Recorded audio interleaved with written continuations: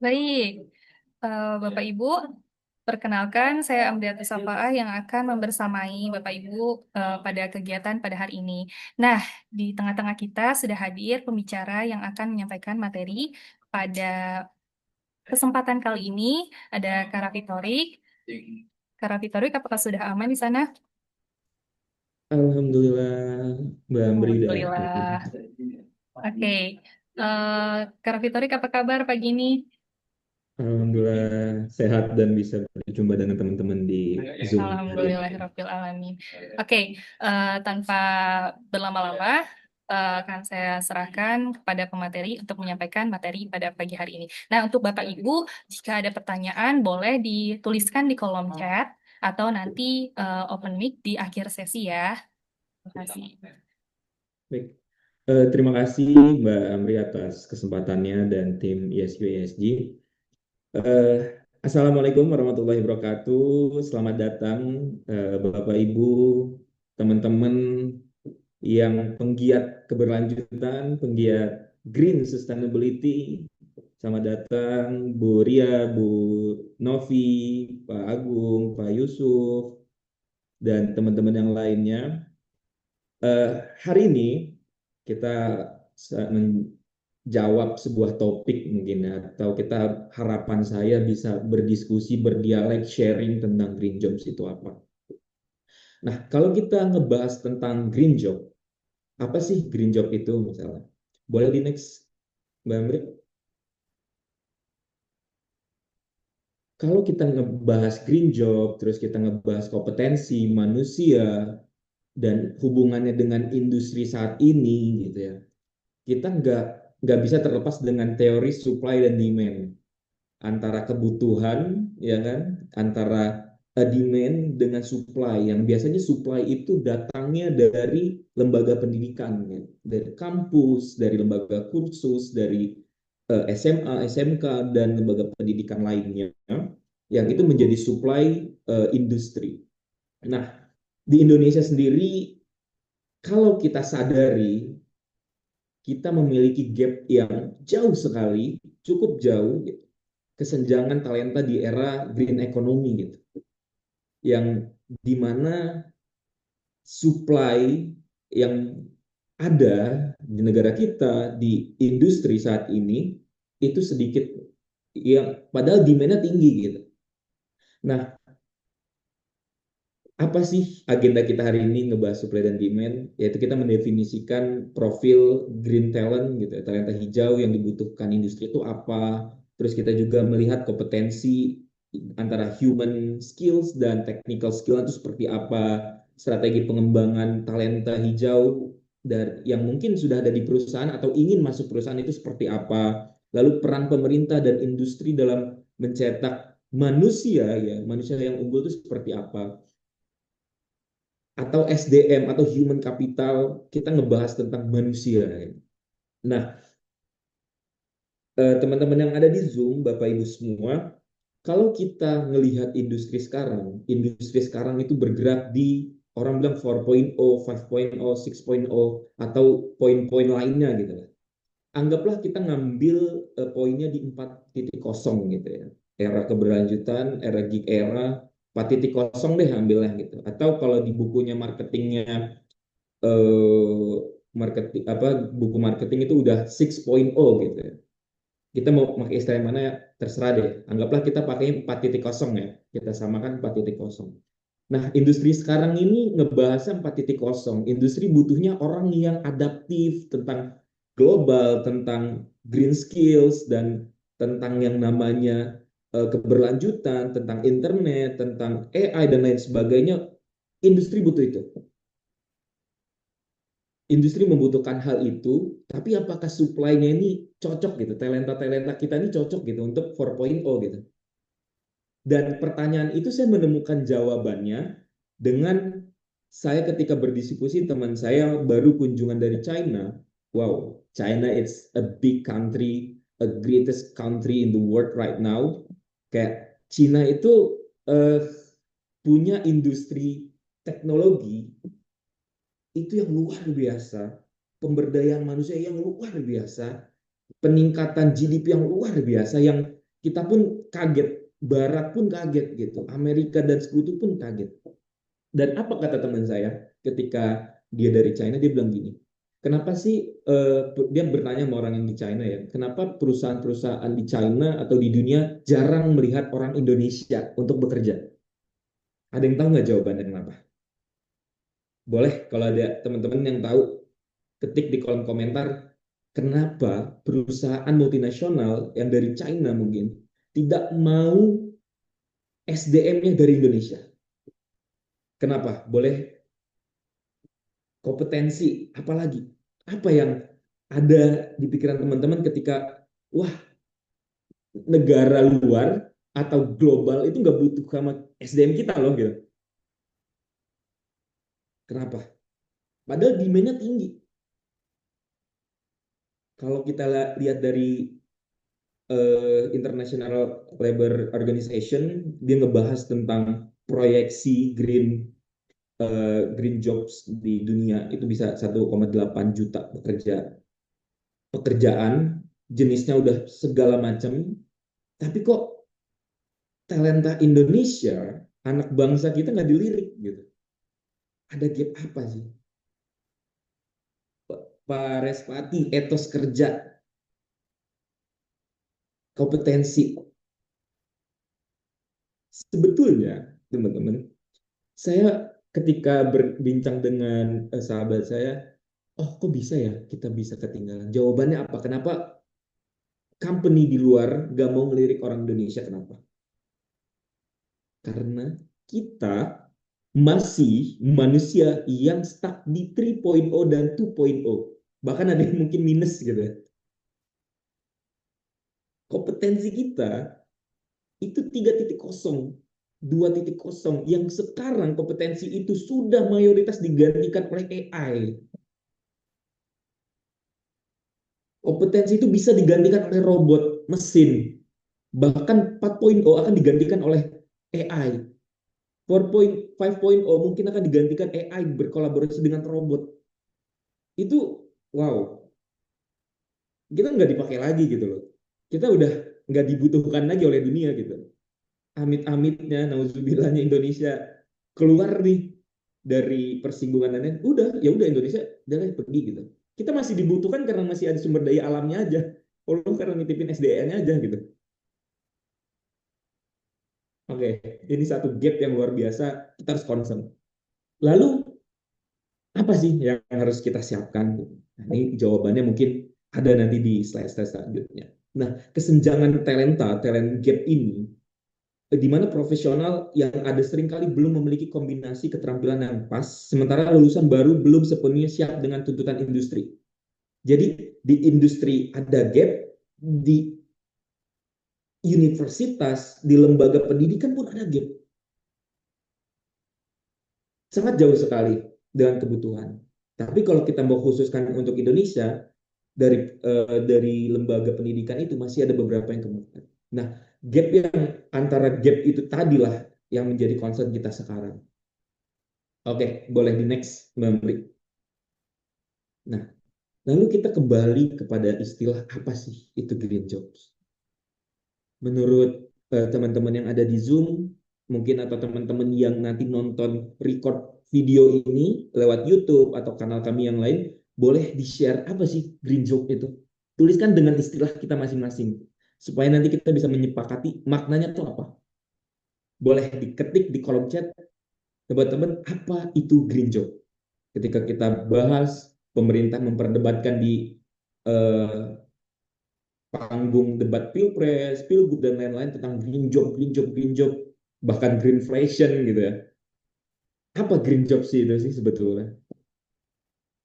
Teori dari mana nih? Tiba-tiba kok pekerjaan dihijaukan gitu. Green jobs gitu. Apa?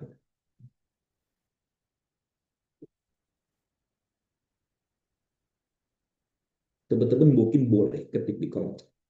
Pekerjaan pemulihan lingkungan dari Pak Respati Adi. Pekerjaan pemulihan lingkungan. Lalu apalagi makna lainnya? Selain pekerjaan pemulihan lingkungan, menurut teman-teman yang lain apa? Diksi apa yang membuat green jobs itu? sebuah transisi energi ke ranah lingkungan dari penggunaan EBT, circular economy, dan lainnya yang dilakukan oleh industri maupun pekerja karyawannya. Pekerjaan mendukung pelestarian lingkungan, dan bertujuan untuk mengurangi dampak negatif terhadap lingkungan. Oke, kita harus sepakat ya. Saya rasa saya akan menyepakati green job itu apa dengan menampilkan slide selanjutnya. Boleh next, Mbak Amri. Saya senang sekali mengambil dasar untuk green job karena ini masuk ke industri, perusahaan, dan pekerjaan-pekerjaan lainnya. Itu mulai dari nggak habis-habisan kita ngebahas tentang John Elkington, tentang triple bottom line, di mana perusahaan harus berkomitmen dan fokus pada masalah sosial dan lingkungan seperti keuntungan finansial. Ada 3 hal yang harus dicapai: profit, people, planet, gitu. Dan ini mengukur komitmen. Nah, green job sendiri ketika kita ngebahas jobs itu kan kerja ya, dan kerja itu pasti berkaitan langsung dengan manusianya, dengan orang yang bekerja gitu. Entah itu Gen Z, Gen X, Gen milenial, boomer dan lain sebagainya, berkaitan sekali gitu. Saya bekerja nih, lalu pekerjaan saya ini udah green belum ya? Gitu. Nah, kalau triple bottom line ini kita masukkan dari perspektif kita sebagai orang, bukan perusahaan, kita adalah orang, berarti adalah orang atau manusia yang bekerja harus berkomitmen dan fokus pada masalah sosial dan lingkungan. Itu poin kuncinya. Next, Mbak Amrik.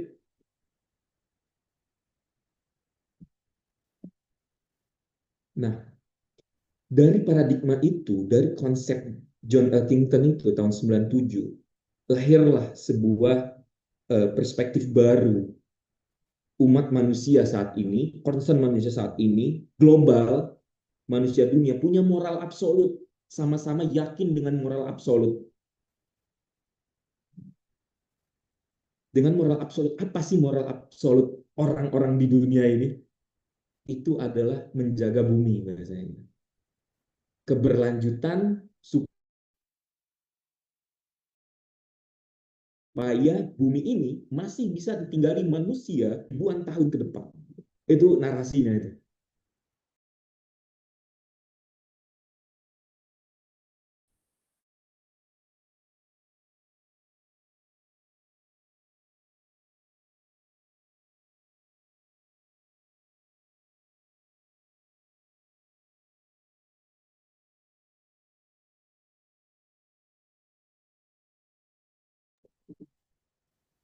Buat mungkin keuntungannya itu untuk para shareholder. Oke, mungkin Mbak Amri dan Tim kalau misalnya koneksinya kurang stabil atau blur atau apapun boleh dikonfirmasi lewat chat ya, atau boleh langsung mic juga nggak apa-apa. Oke, lanjut.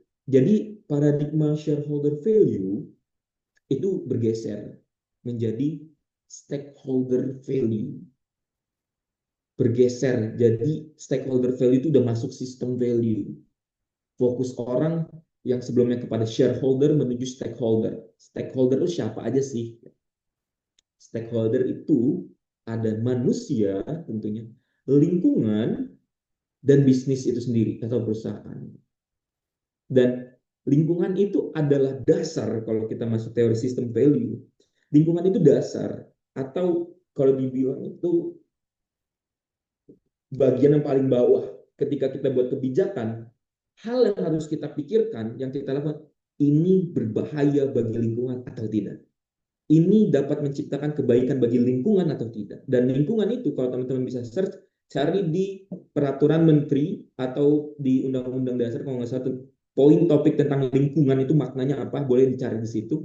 Lingkungan adalah batasan sesuatu tempat yang di dalamnya ada biodiversity. Ada banyaknya makhluk hidup selain manusia. Manusia dan sejenis lainnya, makhluk hidup. Kalau dulu manusia adalah di atas makhluk hidup lainnya, kalau ini sama. Narasinya sama.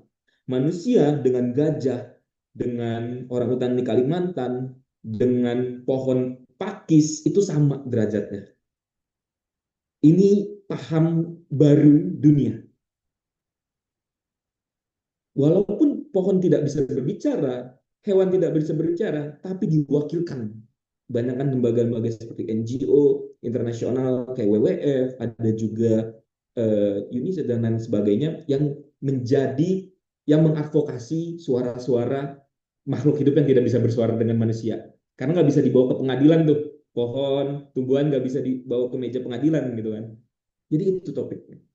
Nah, paradigma yang bergeser dari shareholder menuju stakeholder inilah yang menjadi concern utama perusahaan atau industri. Harus bukti keharusan ini salah satunya dari Paris, Paris Agreement dan uh, Rio Rio Agreement gitu 2012 2015 sorry Paris Agreement 2015. Salah satu yang menguatkan adalah itu. Nah, lalu di Indonesia sendiri peraturannya apa sih? Di Indonesia sudah sangat banyak peraturannya dan mungkin in another sesi kita ngebahas legal.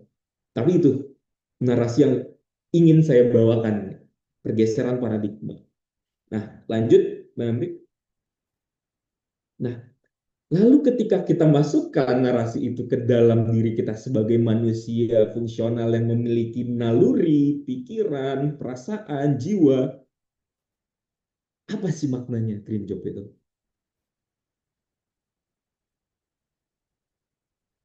Secara fungsional, kalau bisa dilihat di slide, adalah sebuah peran di mana eh, keberhasilannya secara langsung maupun tidak langsung terkait pada dampak positif terhadap lingkungan dan keberlanjutan sosial.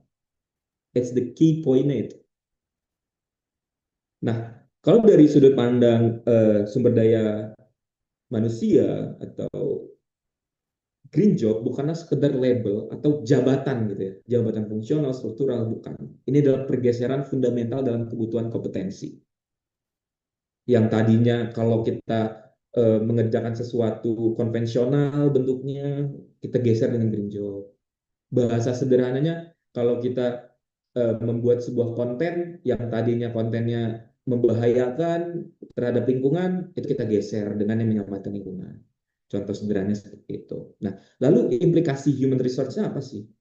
Deskripsi pekerjaan harus melampaui tugas harian dan mencakup tujuan keberlanjutan atau sustainability purpose. Proses rekrutmen harus mampu mengukur pola pikir dan kesadaran lingkungan kandidat, bukan hanya pengalaman teknis.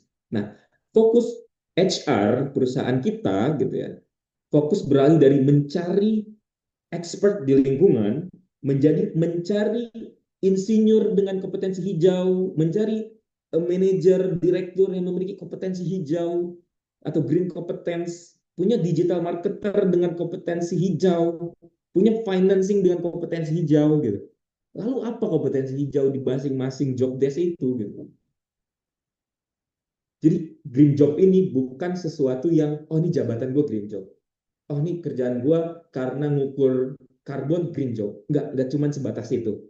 Tapi green job adalah sesuatu yang melekat di dalam jubah kita gitu. Ketika kita bekerja, kita masuk. Gue harus menjadi seorang yang bekerja dengan konsep green. Gitu. This is call of green job, masuk fundamental gitu. Walaupun secara teknis ada yang lebih teknis lagi gitu, yang langsung into kepada keberlanjutan. Oke, boleh di next, Mbak Amrik. Nah, profil ideal anatomi green competence. Membangun manusia unggul dimulai dengan memahami profil ideal, kerangka kompetensi hijau, memberikan panduan yang komprehensif yang memadukan berbagai elemen. Pondasi, sikap, dan kesadaran, attitude dan awareness. Memiliki nilai dan etika pro lingkungan, sadar akan dampak dari setiap keputusan bisnis terhadap ekosistem, pengetahuan dan kemampuan, knowledge and abilities, pengetahuan teoritis tentang sistem ekologis, regulasi, dan prinsip keberlanjutan. Kemampuan analisis untuk menerjemahkan data lingkungan menjadi strategi bisnis, eksekusi keterampilan dan perilaku, skill and behavior, keterampilan praktis, teknis, dan non-teknis, untuk mengeksekusi tugas-tugas hijau atau green task secara konsisten menunjukkan perilaku yang mendukung keberlanjutan. That's just a theory, ini cuma teori. Tapi bahasan itu harus kita refleksiin ke diri kita. Profil ideal itu ada nggak di diri kita? Memiliki nilai dan etika pro lingkungan paling sederhana deh. Seberapa sering kita beli makanan yang menggunakan tempatnya itu pakai mika atau tempatnya itu pakai kertas styrofoam dibandingkan kita bawa bekal tempat makanan sendiri atau pakai piring serba sering gitu. Seberapa sering kita beli baju yang 100% polister daripada yang katun atau yang lebih bisa didaur ulang. Itu salah satu sikap yang ketika kita bekerja, apa yang kita gunakan, kita konsumsi, kita makan, itu dulu deh gitu. Kebutuhan primer apakah sudah pro lingkungan atau belum nih gitu. Lalu pengetahuan dan kemampuan, nah ini agak sedikit apa ya bahasanya, agak sedikit sebuah hal yang jadi isu juga buat saya, pengetahuan dan kemampuan, di mana pengetahuan dan kemampuan ini tidak bisa diimbangi, teman-teman. Kita nggak bakal pernah bisa menjadi negara yang maju, kita nggak bakal pernah menjadi sumber daya maju kalau kita nggak pernah mengupdatekan knowledge dan ability. Kita nggak pernah baca, kita nggak pernah nonton hal yang positif, kita pikirannya negatif, kita selalu males untuk tahu lebih dalam. Nah ini problem kita. Atau bahasanya adalah literasi. Ini udah jadi ini di mana-mana, isu di mana-mana. Karena ketika orang udah malas baca, malas berliterasi, maka dia akan malas untuk tahu lebih dalam, lebih detail, mendahulukan lidahnya daripada mata dan telinganya. Itu yang sekarang kalau kita lihat fenomena di sosmed itu banyak banget. Bahkan orang ketika nge-posting nanya lagi padahal ada di caption gitu kan. Kalau kita udah posting, wah informasinya udah detail nih 5W1H, cuman tetap ditanya di kolom komen gitu. Mbak ini daerah mana acaranya, Mbak ini ada di caption padahal. Bahkan ada di postingan itu gitu. Di player itu ada. Tapi masih ada yang nanya. Ini salah satu ini ya, apa namanya, eh, kekhawatiran juga lah tentang knowledge and ability. Lalu dengan skill dan behavior. Nah, untuk keterampilan ini, gimana sih cara nge-upgrade-nya? Baik yang non-teknis dan teknis. Boleh di next, Mbak Andri?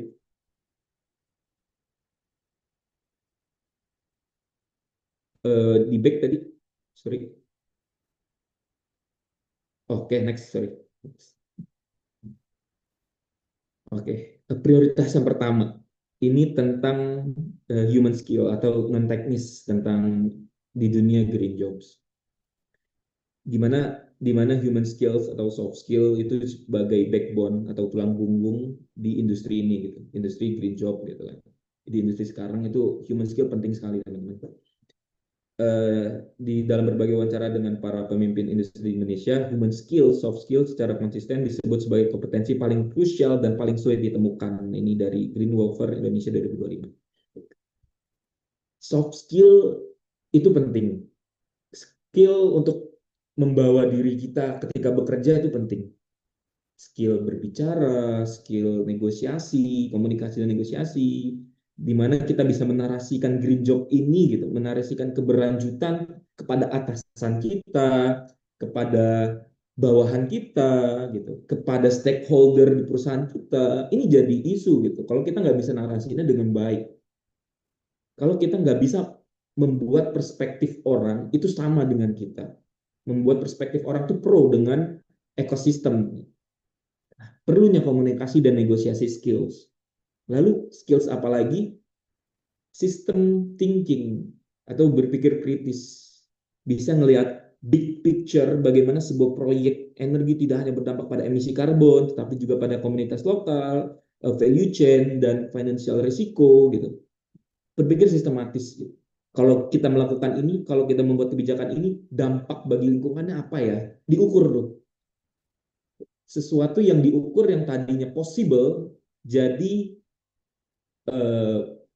bahasa bisa diukur punya persentase gitu dari uncertainty jadi risiko gitu, dari yang sebelumnya tidak diketahui dampaknya tapi kita tahu karena kita ngukur gitu, kita berpikir sistematis, berpikir metodologis. Apalagi kita yang sudah mengempuh pendidikan sarjana atau SMA itu harus punya pikiran yang sistemik. Kalau kita lakukan ini, dampaknya apa, jangka panjangnya apa. Kalau kita melakukan yang B, apa-apa-apa. Ada backbone, kalau misalnya mungkin teman-teman di universitas, diagram Ishikawa gitu kan. Ini kita lakukan ini, pasti hasilnya ini, atau ini gitu. Jadi, sistematik berpikir. Lalu yang ketiga adalah adaptabilitas atau growth mindset. Ini penting sekali teman-teman, di mana sekarang tuh eranya banyak banget. Ada era VUCA lah, gig era lah, era keberlanjutan, ESG, bla bla bla lainnya gitu kan. Eranya banyak gitu. Eranya udah nggak cuma satu era gitu. Bukan industrialisasi lagi, bukan era globalisasi lagi, tapi udah bla bla bla bla gitu. Jadi pentingnya ada stabilitas dan growth mindset. Teknologi dan regulasi di sektor hijau berubah dengan cepat. Kemampuan untuk terus belajar, lifelong learning adalah syarat mutlak, no debat, itu pasti. Kita sebagai anak, sebagai orang tua, sebagai mahasiswa, sebagai direktur, manajer, sebagai staff, sebagai officer, apapun, kemampuan adaptabilitas itu meminimalisir risiko. Lagi bergerak sebagai perusahaan. Perusahaan yang adaptif akan sustain. Lalu yang keempat adalah stakeholder management atau manajemen pemangku kepentingan. Nah, ini yang sangat penting dan krusial di topik kita hari ini. Mengelola hubungan yang kompleks antara perusahaan, pemerintah, lembaga swadaya masyarakat, dan masyarakat lokal, serta memastikan proyek berjalan lancar. Misal, kalau saya singgung sedikit tentang TJSL dan CSR, ini penting untuk teman-teman yang mungkin bergerak di bidang TJSL atau CSR atau Sustainability Officer, stakeholder management ini adalah salah satu tools yang penting. Gimana kita bisa tahu kebijakan kita itu menguntungkan atau tidak, berdampak atau tidak, berpotensi punya masalah atau tidak, itu lewat stakeholder management. Kalau kita nggak punya pemikiran di stakeholder management atau kita tidak mau belajar di stakeholder management secara implisit gitu ya, kita punya pikiran stakeholder management ketika kita ditugaskan misalnya ke Sulawesi Selatan atau ke daerah mana kita nggak tahu. Kemampuan ini sangat penting. Gitu. Oh, kita kalau misalnya mau berinteraksi dengan masyarakat, caranya seperti apa ya? Ketemu siapa dulu? Apa yang harus dipersiapkan? Lalu ketika kita ketemu dengan LSM lokal, apa yang harus dipersiapkan? Apa yang tidak perlu dipersiapkan? Ini tentang taktik di lapangan gitu. Salah satu poinnya itu. Dan kalau kita dikaitkan dalam kita yang di desk atau di meja atau di kantor, oh kalau kita ketemu dengan calon klien seperti apa ngobrolnya, ketika kita ngebahasnya dengan pimpinan seperti apa nganalisisnya gitu. Ini salah satu human skill yang penting gitu. Next, Mbak Bri.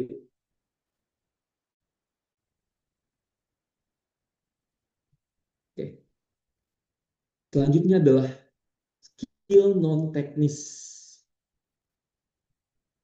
Saya izin membawakan pesan dari guru kita, pimpinan kita, Pak Ari Ginanjar, ISQ.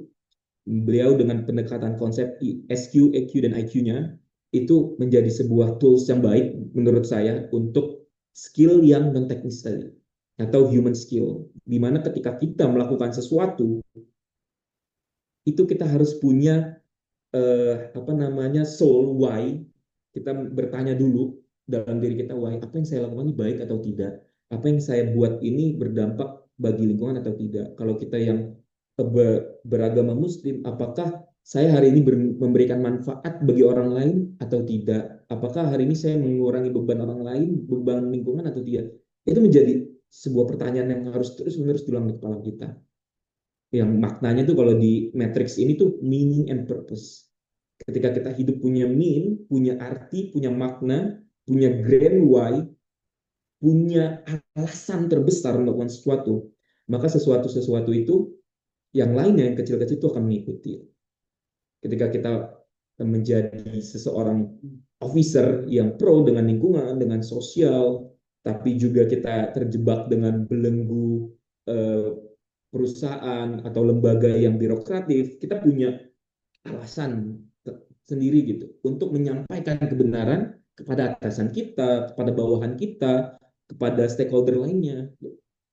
Pak, misalnya kalau kita ngobrol sama masyarakat lokal ya, kita mau relokasi tempat ibadah atau kita mau relokasi tempat jualan gitu, atau mau relokasi pasar. Kita bisa dengan pendekatan stakeholder management, negosiasi, kita sampaikan, Pak, misalnya mohon maaf Pak, terima Bapak udah di sini lama, saya tahu Bapak punya tanggungan, kita tunjukkan empati gitu. Tapi Pak, kita juga nggak boleh zolim loh Pak sama orang lain, kita juga nggak boleh lupa berburuk perilaku dengan lingkungan. Bapak kalau jualan di sini, nanti yang lewat di sini macet Pak. Jadi orang sekolah, orang berangkat kerja jadi bisa telat Pak karena Bapak jualan di sini. Boleh nggak Pak kita geser ke pasar yang mungkin lebih bagus, biaya sewanya kok kecil kok Pak misalnya. Itu pendekatan-pendekatan humanis seperti itu. Kadang itu ya, officer kita, saya dan teman-teman lain mungkin di bidang keberlanjutan, TJSL, peneliti yang di lapangan jarang punya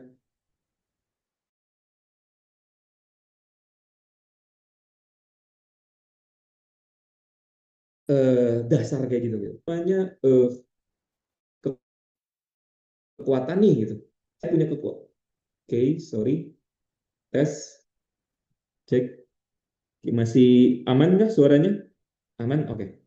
Kita punya peraturan dengan masyarakat, punya apa namanya eh, mandat untuk merelokasi masyarakat gitu.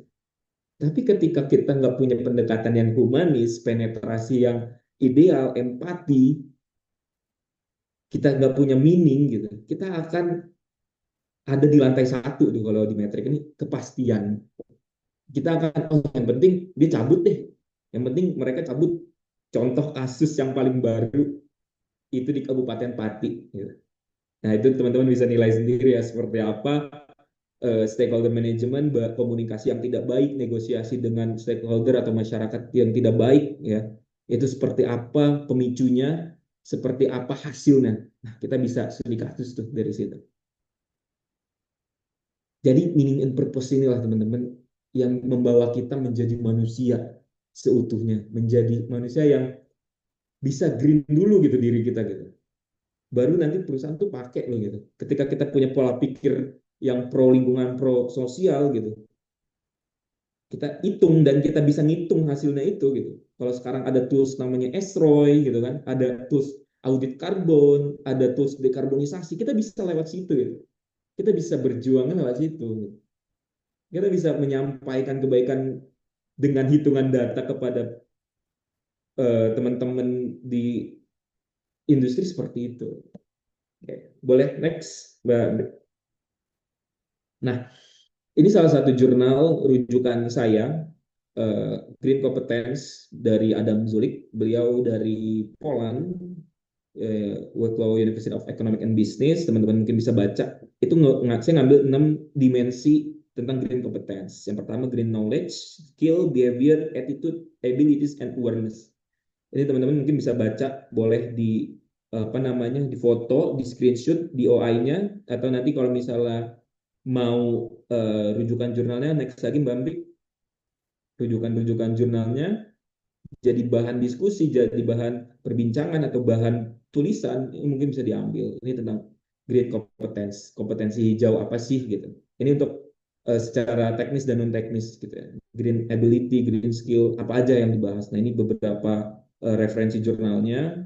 Kalau teman-teman mau boleh nanti kontak tim dari ISU ESG personal ya, personally kalau misalnya mau, misalnya ke Mbak Amri atau Mbak Salman, Mas Salman kontak mau minta referensi jurnal.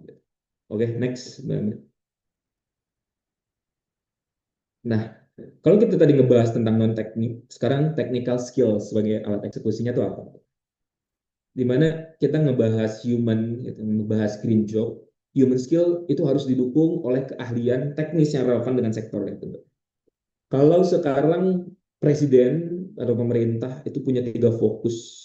Yang pertama ketahanan pangan, kedua itu sumber daya air, yang ketiga adalah kalau nggak salah UMKM ya, atau apa gitu saya lupa. 2 poin yang fokus adalah ketahanan pangan dan air yang saya ingat. Gitu. Nah, di technical skill ini nih penting kita tuh harus paham minimal ya. Minimal harus paham tentang energi terbarukan tuh apa, desain sistem PLTS, manajemen proyek berbasis keberlanjutan, pengetahuan tentang smart grid dan lain-lain sebagainya. Lalu juga ngebahas tentang konstruksi hijau gitu kan, penguasaan standar sertifikasi, pemodelan energi bangunan dan lain-lain. Dan ini technical skills yang luar biasa ya. Kalau di Europe itu pengimplementasian green konstruksi hijau atau green arsitektur itu udah masuk di urban building. Salah satunya adalah mereka buat bangunan brutalisme gaya arsitekturnya, tapi setiap tembok di luarnya itu dikasih lumut. Nah, fungsi lumut itu luar biasa dalam penyerapan karbon dan pendinginan suhu di sekitar ya. Jadi konsepnya tanpa merusak struktur bangunan, dan itu mengurangi emisi gas rumah kaca seperti itu. Nah, lalu manufaktur dan industri hijau, implementasi kerangka industri 4.0, carbon accounting, desain produk untuk ekonomi sirkular, manajemen efisiensi energi. Ini technical skills-nya banyak. Oke, kayaknya agak melek ya. Oke, technical skill-nya banyak gitu. Banyak juga apa namanya kelas, training, sertifikasi tentang poin-poin yang saya sampaikan. Lalu ada keuangan berkelanjutan. Nah, analisis risiko berbasis ESG reporting, pengembangan produk keuangan hijau, green bonds, pelaporan keberlanjutan, JRA, dan lain-lain, itu semua teknik. Dan teman-teman, kita semua bisa belajar bareng-bareng. Salah satunya lewat kita punya training dan sertifikasi juga di ESGO, Environment Social Governance. Nanti kita akan sampaikan bahwa kita juga nyediain loh technical skills sebagai alat eksekusi. Dan di training kita, di pelatihan kita, kita selalu mengedepankan juga non-technical skill atau human skill-nya gitu. Karena hal-hal ini tuh akan tidak berguna ketika kita nggak punya soal untuk keberlanjutan gitu. Kalau ini cuma jadi alat monetasi doang, it's not good gitu. Tapi kalau misalnya ini menjadi salah satu alat eksekusi untuk memperkuat grand why kita, alasan kita untuk terjun di dunia green job ini sangat powerful. Boleh next Mbak Amri.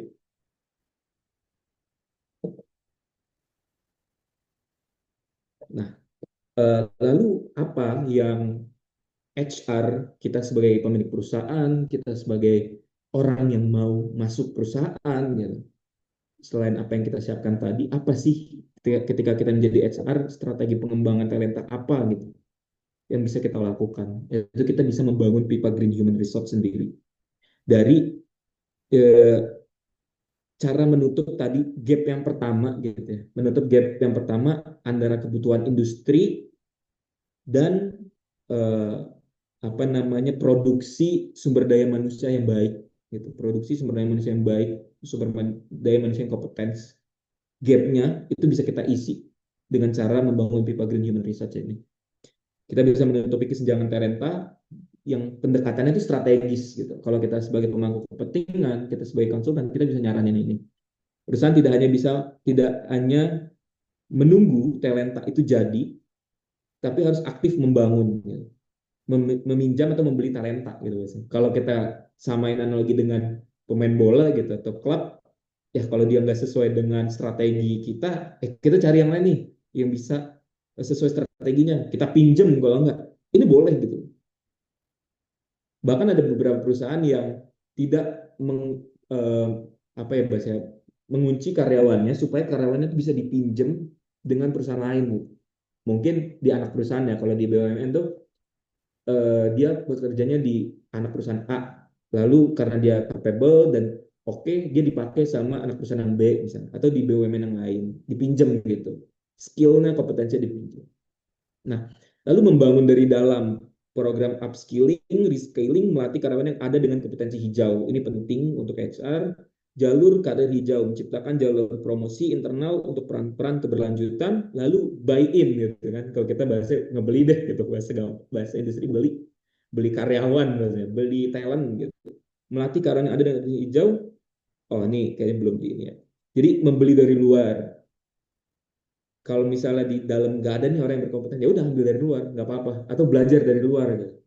Jadi sesuatu yang oke. Lalu bermitra dengan universitas, program magang terstruktur seperti MSIB, nanti di next ada, menggunakan konsultan untuk proyek-proyek spesifik sambil terjadi transfer pengetahuan. Jadi Nggak apa-apa loh kita tuh nggak tahu sekarang, kita nggak punya kemampuan sekarang, nggak apa-apa banget gitu, nggak apa-apa banget kalau kita merasa tidak tahu, nggak apa-apa banget kita mau upgrade. Salah satu caranya ya kita ikut webinar ESQ ESG ini gitu.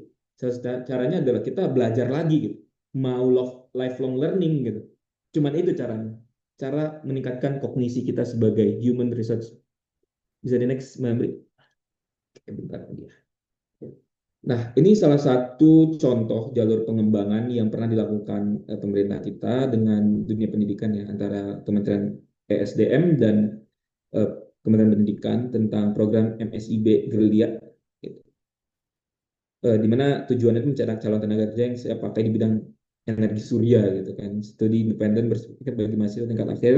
Mereka tidak hanya belajar teori tapi terlibat langsung dalam perencanaan, desain dan implementasi proyek PLTS Atap. Nah, PLTS Atap ini salah satunya dipakai di Trans Studio Mall Cibubur kalau nggak salah. Instalasi proyek PLTS. Ini keren banget. Salah satu inisiasi yang pemerintah. Cuman kita nggak tahu ini program ini kalau kita nggak baca, nggak nge-search poin-poin keberlanjutan, nggak masukin keyword green job, nggak masukin keyword TJSL, nggak masukin keyword CSR, CSV, nggak masukin keyword auditor energi, nggak masukin keyword dekarbonisasi di kepala kita, ya ini bakal lewat aja gitu. Yang masuk di kepala kita itu paling wah berita tentang eh, film ini, berita tentang royalti, berita tentang ini, berita-berita umum aja gitu. Tapi kita nggak mengkhususkan di sini. Sedangkan kalau kita butuh mau terjun sesuai kebutuhan industri di masa depan, ya kita harus mau nge-search minimal ya, belajar nih.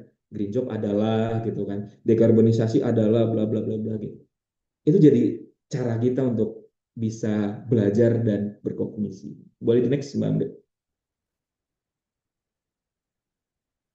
Nah, ini jalur pengembangan dua yang kita punya gitu. Salah satunya untuk teknis ya auditor energi, sertifikasi profesional untuk validasi keahlian gitu.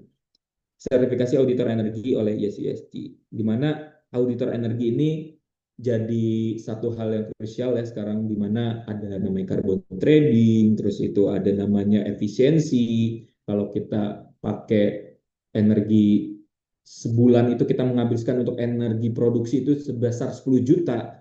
Tapi ketika kita audit, oh ternyata bisa loh cuma 2 juta doang gitu. 2 juta dolar maksudnya, 2 juta doang gitu. Itu kita audit energinya. Gimana sih caranya ketika kita menjadi profesional di bidang ini? Nah, ini kita nyediain juga teman-teman trainingnya, kita nyediain juga kelasnya gitu. Kita nyediain juga knowledge dan tim yang lebih capable gitu. Orang-orang yang udah punya pengetahuan ini mau sharing dengan teman-teman. Kita punya kelasnya gitu. Dan manfaatnya apa sih bagi HR gitu, mempermudah identifikasi tenaga teknis yang siap menangani proyek efisiensi energi strategis, memastikan kepatuhan regulasi dan mengoptimalkan investasi pelatihan untuk dampak langsung dan penghematan biaya operasional. Nah, jadi HR itu dana pelatihan dan pengembangannya ke sini gitu loh. Udah mulai ke green competence gitu. Green skills.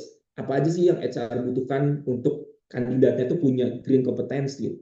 Nah, ini kita salah satunya untuk teknisnya. Oh ternyata CSR sorry, ternyata HR-nya tuh butuh yang untuk CSR nih atau TJSL, kita juga punya, atau punya kita perusahaan konstruksi, kita perusahaan di manufacture, kita mau dekarbonisasi nih gitu, kita mau punya orang yang punya keahlian dekarbonisasi nih, boleh nggak kita belajar gitu, boleh nggak kita beli atau kita minjem orang dari ESG ESG untuk nge-audit, untuk melakukan dekarbonisasi, untuk ngebuatin TJSL, bisa gitu loh. Kita bisa berkolaborasi gitu. Karena di sekarang ini nggak bisa nih kita saingan, kita nggak bisa nih, ah dia sama yang aja lebih murah, dah ini nggak bisa. Sekarang tuh udah eranya kolaborasi, udah bukan share value lagi, tadi kan the stakeholder value, semuanya adalah stakeholder. Orang yang punya prinsip keberlanjutan harus sama-sama membangun keberlanjutan itu sendiri. Next, Mbak Amri. Nah, ini salah satu tools dari pemerintah lewat Bappenas dari Kementerian tentang peta okupasi sebagai panduan HR. Jadi Bappenas itu udah ngasih loh gitu. Tapi dibaca nggak sih report Bappenas gitu ya, laporan apa yang dibuat Bappenas itu sama apa namanya RPJMN itu dibaca nggak sih sama perusahaan gitu kan? Kadang nggak dibaca gitu, kadang lewat aja deh, kecuali disuruh misalnya. fungsi peta vokasi itu apa gitu. Kita harus tahu tuh bahwa sekarang tuh ada standarisasi jabatan loh gitu, bahwa minimal gitu ya, apalagi yang saya tahu di BUMN itu minimal ada satu eh, orang yang tersertifikasi di bidang TJSL, ada satu orang yang tersertifikasi di bidang lingkungan, di bidang lingkungan hidup, di bidang green jobs ini gitu. Jadi ini udah bukan sebuah apa lagi ya, bukan sebuah relawan lagi gitu. Kita menjadi green job itu bukan relawan lagi, itu udah paksawan ini orang-orangnya gitu. Boleh di next, Bang. Oke. Nah, ini jadi uh, poin kunci untuk kita sebagai SDM, sebagai pemimpinan HR, sebagai pemangku kepentingan di bisnis. Kita harus bisa punya perspektif yang baru. Kita berarti mencari jabatan hijau atau mencari, oh ini green gak dia, green gak dia gitu. Tapi kita mulailah untuk ngebangun organisasi kita sendiri dengan SDM yang ada. Mungkin teman-teman yang di HR baru ngambil talenta muda Gen Z gitu ya, Gen Z atau Gen X akhir gitu, baru masuk di dunia organisasi perusahaan, di dunia industri. Yuk kita bangun gitu, biar dia tuh punya spirit yang sama gitu. Kita kasih pelatihan, kita kasih komunitas, deketin gitu. Kita buat mereka tuh belajar gitu tentang green kompetensi itu apa. Kita harus ngarahin, walaupun kita mungkin ayah kita gitu ya, Gen X gitu, Gen Y misalnya, atau Boomer, udah waktu di dunia kerjanya udah nggak banyak lagi. Cuman kita punya legacy loh. Kita buat peraturan di mana orang-orangnya punya pelatihan khusus green job gitu, perhatian yang ngebahas tentang TJSL, perhatian yang ngebahas tentang auditor energi gitu. Itu jadi legacy. Lalu prioritaskan human skill juga gitu. Keahlian teknis bisa diajarkan, tetapi sistem thinking dan adaptabilitas harus menjadi bagian dari DNA talenta Anda sebagai pemilik bisnis. Nah, ini penting dan salah satunya kami di ESQ nge-build ini gitu. Kita ngasih pelatihan yang non teknis juga gitu. Kita ngasih training yang non teknis juga, training yang ngebuat diri kita itu beneran punya soul set atau punya mindset yang berkelanjutan gitu. Mindset yang oh kita eh, nggak boleh mikirin diri sendiri, kita harus mikirin semua yang ada di sekitar kita gitu. Itu salah satu mindset yang ditanamkan di ISQ. Nah, lalu investasi pada pipa talenta tadi yang poin yang ketiga. Kayak kita jangan hanya cari rekrutmen baru, teman-teman HR mungkin, tapi berkolaborasilah dengan aktif dengan universitas, lembaga sertifikasi, lalu tempat-tempat pelatihan atau konsultan untuk membangun pasokan SDM yang unggul di masa depan, seperti yang ya, saya sampaikan tadi. Gitu. Karena is so kompleks, kita Indonesia sangat kekurangan sekali talent-talent muda, kekurangan sekali talent-talent yang dimakan gitu ya oleh industri besar di dunia gitu. Kita sangat sedikit persentase orang Indonesia bekerja di luar negeri dibandingkan orang India, dibandingkan orang China, dibandingkan orang Korea yang bekerja di luar, yang bekerja di multinational company. Kita sangat sedikit persentasenya. Dibandingkan supply kita dari universitas kita banyak, cuman kompetensinya sedikit. Nah ini jadi concern kita. Mungkin tolong bantuannya dari teman-teman pemilik perusahaan, pemangku kebijakan, ini jadi concern juga. Gitu. Lalu manfaatkan panduan pemerintah. Pemerintah udah kasih regulasi, pemerintah udah ngejamin bahkan di Undang-Undang Dasar tentang advokasi lingkungan, teman-teman itu pemerintah udah jamin, negara sudah menjamin teman-teman untuk bisa mengadvokasikan keberlanjutan lingkungan. Oke, boleh di next, Mbak Amri. Oke, terima kasih. Mungkin itu paparan dari saya. Maaf kalau waktunya agak panjang, agak apa namanya tidak sesuai dengan jam. Terima kasih. Saya kembalikan ke moderator. Baik, terima kasih banyak Kak Raffi, keren banget, Masya Allah paparannya. Nah, Bapak atau Ibu yang jika ada pertanyaan boleh dituliskan di kolom komentar. Namun sebelum saya masuk ke sesi diskusi, izinkan kami memaparkan terkait perusahaan. Sekilas tentang perusahaan kami adalah ISG inisiatif kolaboratif yang diprakarsai oleh tim profesional yang berdedikasi dan rekam jejak panjang ISG Group dalam mendampingi transformasi organisasi melalui pendekatan berbasis nilai dan keberlanjutan. Kami percaya bahwa keberhasilan jangka panjang suatu organisasi ditentukan oleh kemampuannya dalam mengelola tiga aspek, yaitu I, S, dan G. Nah, kami adalah mitra strategis transformatif berkelanjutan yang menghadirkan banyak solusi. Nah, kami adalah bagian dari ESQ Group, dan ini adalah beberapa perusahaan yang sudah berkolaborasi dengan kami. Ini adalah sekilas terkait jasa yang kami tawarkan, jasa konsultasi dan juga akademi. Seperti itu. Boleh mungkin Bapak Ibu jika ada pertanyaan, bisa raise hand atau menuliskan pertanyaannya di kolom chat.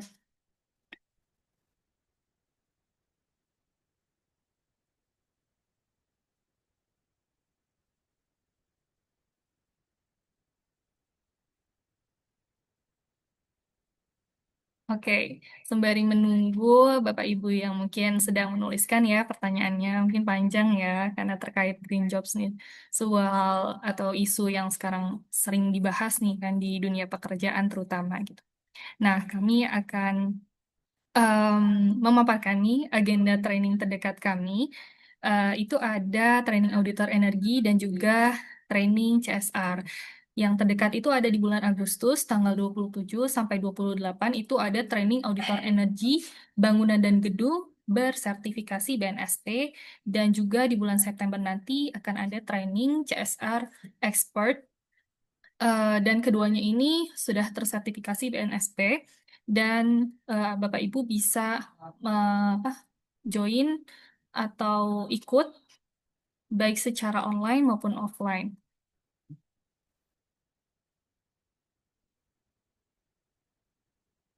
Oke, izin ya, ini ternyata sudah ada.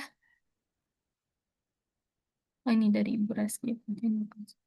Oke, baik Bapak Ibu. Jika ada yang ingin bertanya, boleh mungkin raise hand dan open mic.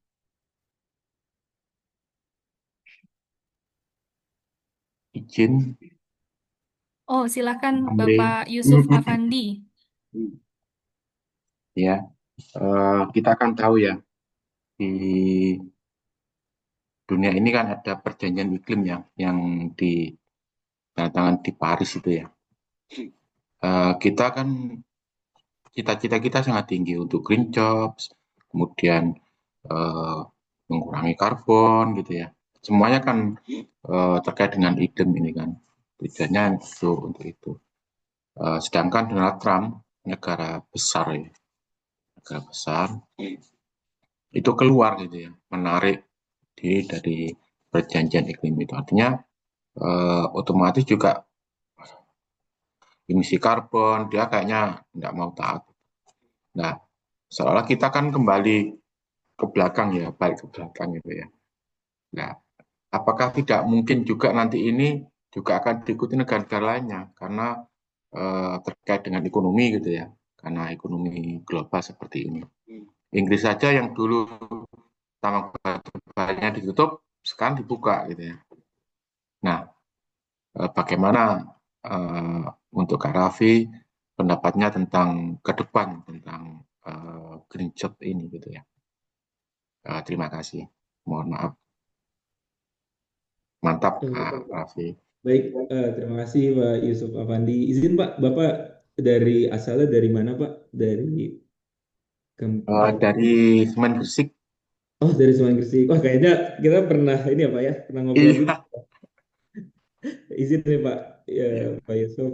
iya, Aduh, ini silakan. udah ada expertnya sebetulnya. Oh, enggak juga. Ada praktikal, praktikal ininya, skillsnya ya. Oke. Eh, Mungkin ini sepemahaman saya. Silahkan dibantah, silahkan didiskusikan kembali gitu ya. Kenapa company atau sorry negara lain punya apa namanya concern berbeda lagi gitu, ditarik perjanjian salah satu Amerika, Inggris dan lain-lain. Itu tidak terlepas dari nation interest, tidak terlepas dari geopolitik dan geoekonomi. So Indonesia maunya kemana nih gitu?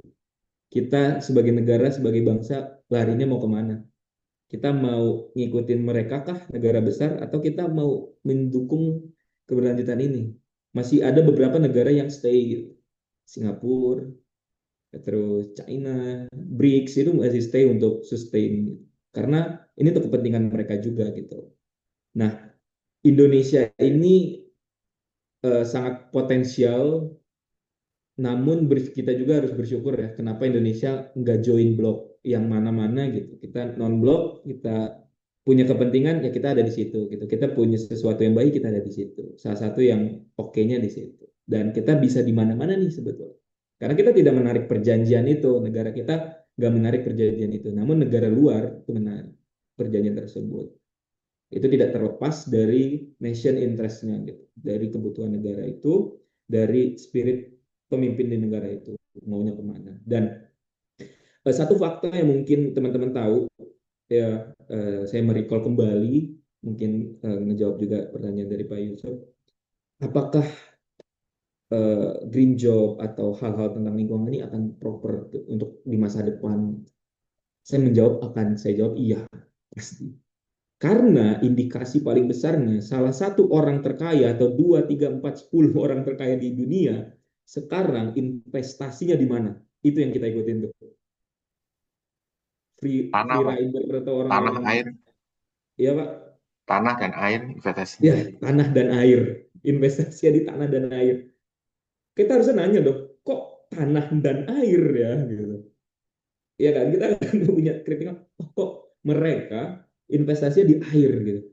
Salah satunya Bill Gates gitu ya, orang-orang ya company-company besar, foundation-foundation besar itu investasi di air.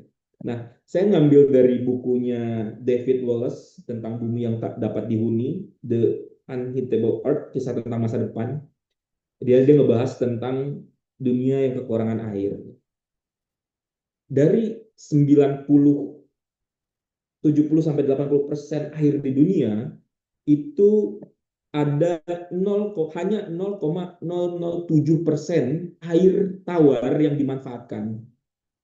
Sisanya tuh ya air laut dan air yang tidak bisa dijamah manusia. 0,007%. Dan itu cukup untuk manusia sebanyak 5 miliar. 7 miliar, sorry, 7 miliar. Dia ngebahas 7 miliar manusia cukup dengan 0,007%. Tapi itu dalam kondisi normal gitu. Kalau dalam kondisi abnormal, misalnya sumber daya air dan tanah ini dikapitalisasi misalnya, kita dapatnya dari mana? Kalau kita mencoba deh, kita sebagai manusia yang bekerja gitu, kita coba atau manusia yang setiap hari di Indonesia panas, sehari 2 kali mandi. Terus kita dijatah sehari itu cuman dibatasin konsumsinya 20 liter aja sehari gitu. Untuk minum, cuci kakus gitu, MCK dan lain-lain itu 20 liter. Seberapa panasnya diri kita gitu, seberapa kesel diri kita, seberapa tidak nyamannya diri kita. Itu baru di air gitu. Dimana eh, tadi saya juga notice tentang pemerintah Indonesia fokusnya di ketahanan pangan dan di air. Dan presiden kita mungkin Pak Prabowo udah concern gitu di poin itu gitu. Dimana apa namanya ya walaupun kebijakannya tetap harus kita pantau dan kita lihat gitu ya, kebijakan udah mengarah ke konservasi air dan ketahanan pangan salah satunya. Karena itu basic needs-nya manusia gitu loh. Basic needs-nya kita. Kita nggak bisa kerja kalau nggak ada makanan gitu. Nggak bisa kerja kalau nggak ada minuman gitu. Kalau itu dikapitalisasi oleh segelintir orang misalnya, atau sumber air kita tidak dijaga misalnya, atau eh, pangan kita mahal misalnya, itu kan jadi liabilities ya kalau di perusahaan itu, kalau kita lihat oh liabilities nih gitu, beban nih gitu, karena harga air mahal, kita harus beli air yang sebelumnya gratis, kita harus beli rantai pasok gitu. Jadi menurut saya ngejawab green jobs atau green industry akan selalu dipakai di masa depan. Entah istilahnya berbeda atau nanti pendekatannya berbeda, tapi teori atau pendekatan keberlanjutan selalu akan menjadi bahasan.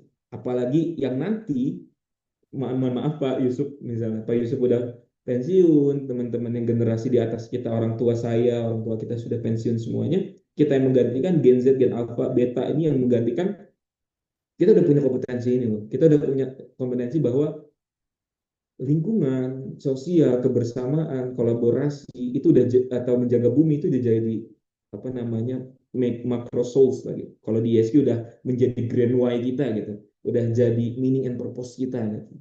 Dan itu sudah diperdebatkan di SMA di salah satu di saya lupa di Eropa Timur atau Eropa Utara gitu ya. Dia ngebahas anak-anak SMA itu memperdebatkan tentang hutan yang menjadi kebun. Padahal sama-sama tumbuhan gitu, tapi itu diperdebatkan. Kenapa hutan itu hilang, deforestasi, tapi udah jadi kebun kopi, misalnya di Aceh gitu, atau di Indonesia di Sumatera Selatan di Lampung. Gitu. Tadi itu sebelumnya hutan loh, hutan lindung, kok bisa menjadi kebun sayur gitu. Dan itu menjadi perdebatan. Dan studi kasusnya juga kalau kita nggak concern di sini, kita nggak concern di keberlanjutan, salah satunya adalah banjir yang saya rasakan di Tanggamus di Lampung itu banjir dari Taman Nasional Bukit Barisan Selatan itu turun tuh airnya yang tadinya sebelumnya pohon-pohon besar ditebang sama orang-orang yang nggak tahu, orang-orang desa yang dia mau nanam kebun gitu, yang ditanamnya tumpang sari dan lain-lain yang kecil gitu, yang nggak punya apa pengokoh tanah. Itu banjir, dan banjirnya dari tahun ke tahun semakin tinggi, semakin tinggi. Dan kalau di urban, kenapa sih ada namanya good governance gitu? Kenapa sih ESG, environment, social governance, tata kelola gitu? Kita kalau kita punya konsep keberlanjutan green, kita akan punya data dulu baru melakukan kebijakan gitu. Dan datanya harus komprehensif gitu. Misal yang kita sama-sama rasakan ya di Jakarta itu kemacetan. Kemacetan itu tahu nggak sih asal muasalnya dari mana gitu? Kalau saya bisa jawab, asal muasalnya dari tata kelola yang tidak tepat terhadap gedung-gedung, terhadap lalu lintas gitu. Arus keluar masuk mobil motor itu tidak dijaga gitu. Kita memakan waktu dari rumah kita mungkin di Depok, Bekasi, Bogor untuk ke Jakarta, ke hutan kita gitu ya. Itu 2-3 jam gitu. Pulang bolak-balik 3 jam 1 hari. Itu kalau kita akumulasikan selama kita anggaplah bekerja 10 tahun, itu udah berapa tahun kita untuk di jalan sendiri. Udah di jalan macet, kalau macet itu lebih boros bensinnya, lebih capek, lebih ngisep banyak karbon. Nah itu dipikirkan nggak oleh kita pemangku kepentingan pada saat itu ya, atau pemangku kebijakan pada saat itu? Tentunya tidak pastinya, tidak sampai sana ukurannya.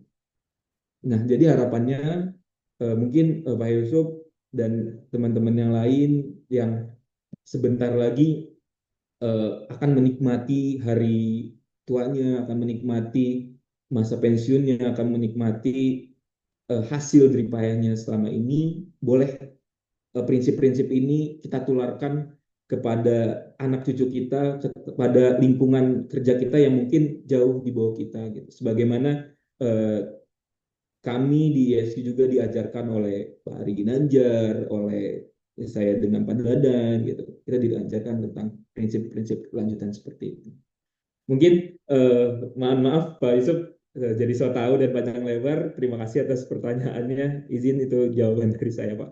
Terima kasih. Baik, terima kasih Pak Yusuf Terima dan kasih. Kak Raffi.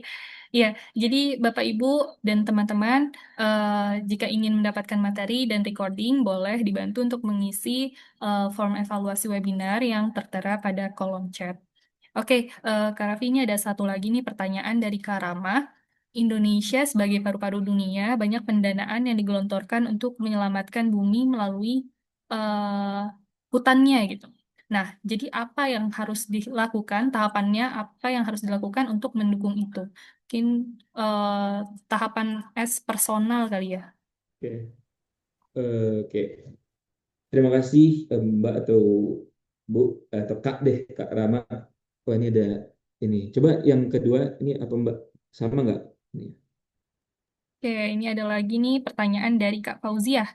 izin bertanya mengenai lingkungan itu kan luas nih cakupannya, nggak hanya membahas isu bank sampah atau nanam pohon. Lalu bagaimana sebuah perusahaan itu bisa menyelaraskan agenda lingkungan di setiap lini perusahaan? Oke.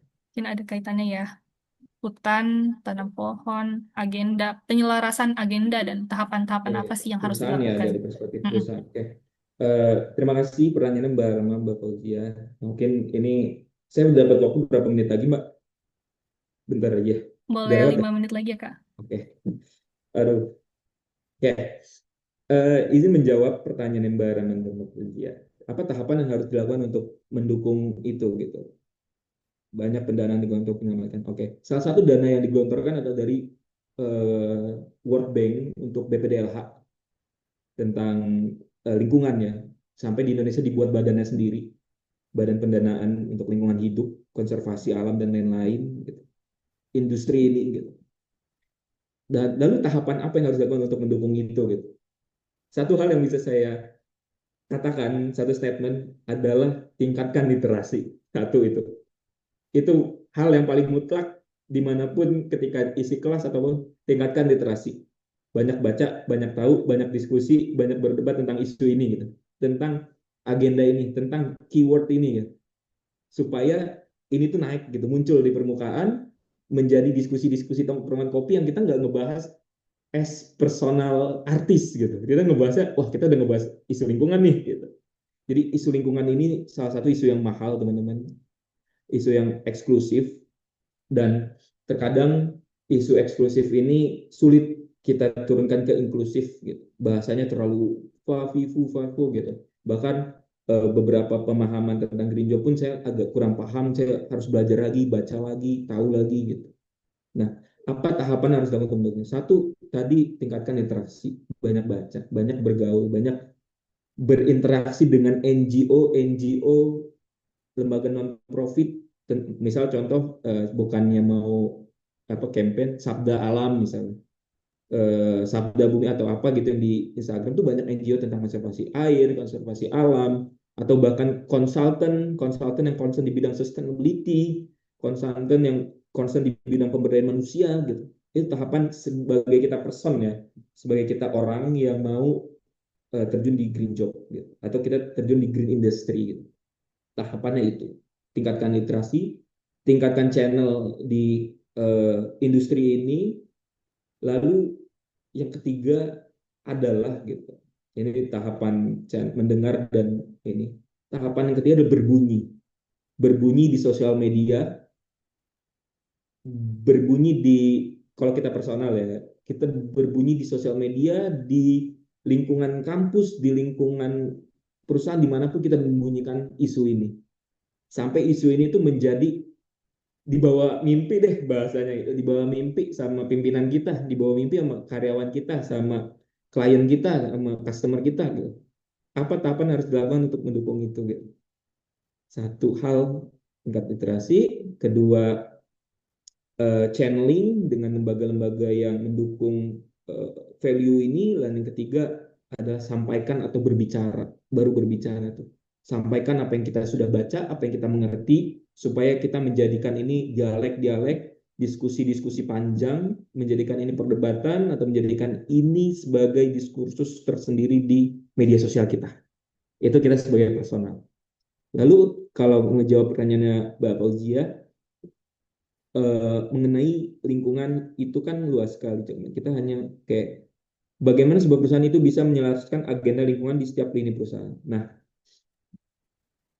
kita ngebahas setiap lini perusahaan. Kita harus paham dulu kita itu ada di tahap mana sih di perusahaan itu. Kita itu staff, supervisor, manager, general manager, direktur, komisaris, stakeholder. Apa kita di perusahaan itu sebagai apa? Kita identifikasi. Kalau saya mengkerucut diri saya sebagai staff gitu, saya sebagai officer di perusahaan. Apa yang bisa saya lakukan? Ya, saya harus bisa berbicara dengan atasan saya, harus berbicara dengan teman-teman kerja saya tentang isu ini. Karena kita nggak punya kebijakan tuh, kita nggak punya kekuatan tuh, nggak punya kuasa untuk buat apa namanya kebijakan yang menguntungkan perusahaan secara besar, tapi kita punya suara, kita ngomongin aja, kita obrolin gitu. Kita punya datanya, kita baca jurnal, kita baca berita, Pak, ini harusnya gini. Pak, ini green job atau green management atau sustainability, TJS dan lain-lain. Ini ngebahasnya tentang mitigasi risiko loh Pak, risk governance loh Pak, penting loh Pak gitu. Kalau misalnya kita nggak punya mitigasi untuk risiko seperti ini, kedepannya kita nggak bisa sustain gitu. Nah kita diskusi itu kalau kita di staff. Tapi kalau kita lininya yang atas ya, pemangku kebijakan, kita manajer, kita punya apa namanya, punya bukan apa ya bahasanya, punya kebijakan yang ketika kita ngomong bawahan kita nurut. Kita harus ngukur juga tuh. Kita sebagai bos gitu kan, sebagai leader atau sebagai HR, kalau tadi kita singgungnya HR, kita harus tuh tahu kompetensi apa yang harus perusahaan kita punya untuk ngedukung atau menyelaraskan hal itu gitu.